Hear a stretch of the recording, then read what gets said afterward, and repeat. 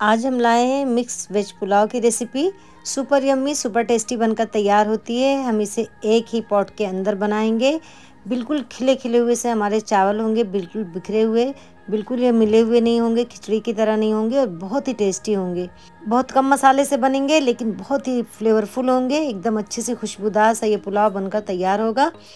अस्सलाम वालेकुम, कैसे हैं आप लोग? अल्लाह करे खैरियत से हों। मैं हूँ फरहाना, घर के जायका विद फरहाना में आपका वेलकम करती हूँ। तो चलिए शुरू करते हैं। इसके लिए मैंने 3 प्याली चावल भिगा दिए थे और मैंने कुछ ये साबुत मसाले ले लिए जो कि इसे हम बघार में डालेंगे। तो 2-3 तेज़पत्ता था, 1 चक्री फूल था, 1 जावित्री, 2 दालचीनी के टुकड़े और लौंग इलायची। 2 बड़े साइज़ के आलू को हमने काट लिया था, 1 छोटा फूल गोभी का लिया था, 1 बड़ी साइज़ की गाजर ली थी और 1 शिमला मिर्च ली थी, वो भी बड़ी साइज़ की रेड वाली। 2 टमाटर हमने काट लिए थे, 1 बड़ी साइज़ की प्याज को स्लाइस में कट कर लिया था और हमने 2 कप मटर ले ली थी। पतीले को चूल्हे पे रख देंगे और उसमें हम डाल देंगे ऑयल।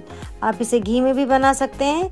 मैंने ऑयल डाल दिया 4 से 5 टेबल स्पून। उसमें हम सारे साबुत गरम मसाले डाल देंगे और जब मसाले कड़कड़ाने लगेंगे तब हम उसमें प्याज शामिल कर देंगे और प्याज शामिल करके हम उसे तब तक की भूनेंगे जब तक कि प्याज का कलर लाइट ब्राउन ना हो जाए। तो देखिए प्याज का कलर हमारे लाइट ब्राउन हो गया है। अब इसमें हम शामिल कर देंगे फूल गोभी। सबसे पहले हम फूल गोभी को डालेंगे क्योंकि फूल गोभी भुनने में थोड़ा टाइम लगता है। तो हम इसे अच्छी तरह भूनेंगे कि इसमें थोड़ा हल्का सा कलर आ जाए 5 मिनट तक। इसके बाद हम आलू शामिल कर देंगे और आलू शामिल करके हम दोनों चीज़ों को भूनेंगे 5 मिनट तक कि आलू में भी थोड़ा अच्छा सा कलर आ जाए और गोभी में भी। उसके बाद जो हमने चटनी बनाई थी हरा धनिया और हरी मिर्ची की, हमने 5 से 6 हरी मिर्ची ले ली थी और हरा धनिया ले लिया था और उसको हमने बिना पानी डाले ऐसे पीस लिया था। इसे शामिल करके भूनेंगे हम 2 से 3 मिनट। फिर हम ज़ीरा डाल देंगे 1 चम्मच, काली मिर्च डाल देंगे आधा चम्मच और डालकर हम इसे अच्छी तरह से भूनेंगे।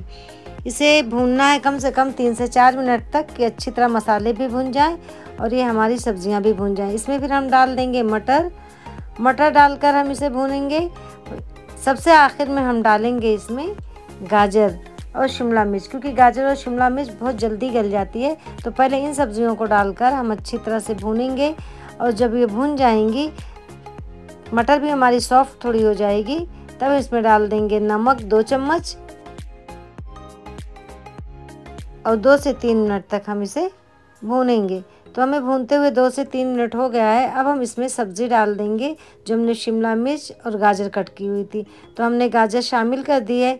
गाजर शामिल करके भी 1 से 2 मिनट तक हम भूनेंगे और सबसे आखिर में हम डालेंगे शिमला मिर्च। तो शिमला मिर्च भी हमने डाल दी। अगर आपके पास शिमला मिर्च है तो डालें, जो भी हो, हरी, लाल, पीली डाल दें, नहीं है तो ना भी डालें, इससे कोई मसला नहीं है। जो भी आपकी पसंदीदा सब्ज़ी आपके पास मौजूद हो आप इसमें डाल सकते हैं। अब इन सब चीज़ों को डालकर भूनेंगे।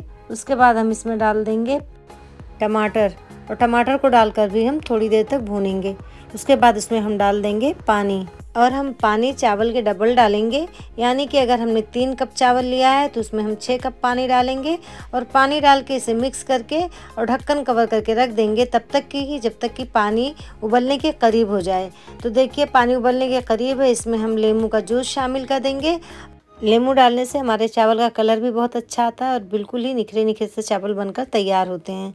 पानी में हल्का उबाल आने लगा था, हम इसमें चावल शामिल कर देंगे और चावल शामिल करके बहुत ही हल्के हाथों से हम इसे मिक्स करेंगे, क्योंकि चावल हमारा भीगा हुआ है बासमती राइस है तो फिर ये टूटने लगता है।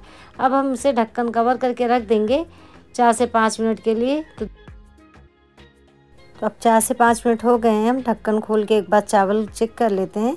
तो देखिए चावल हमारा अच्छे से पकने लगा था, कम से कम 50 से 60% तक ये डन हो चुका है।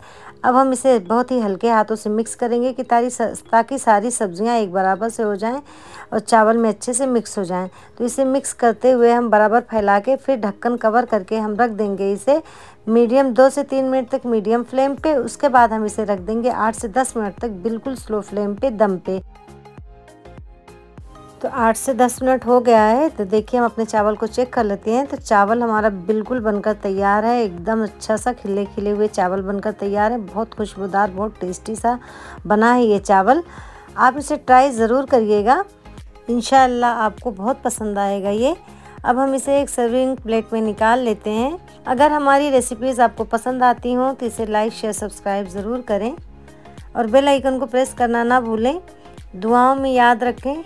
मिलते हैं एक अच्छी सी और नई सी रेसिपी के साथ। तब तक के लिए अल्लाह हाफिज़।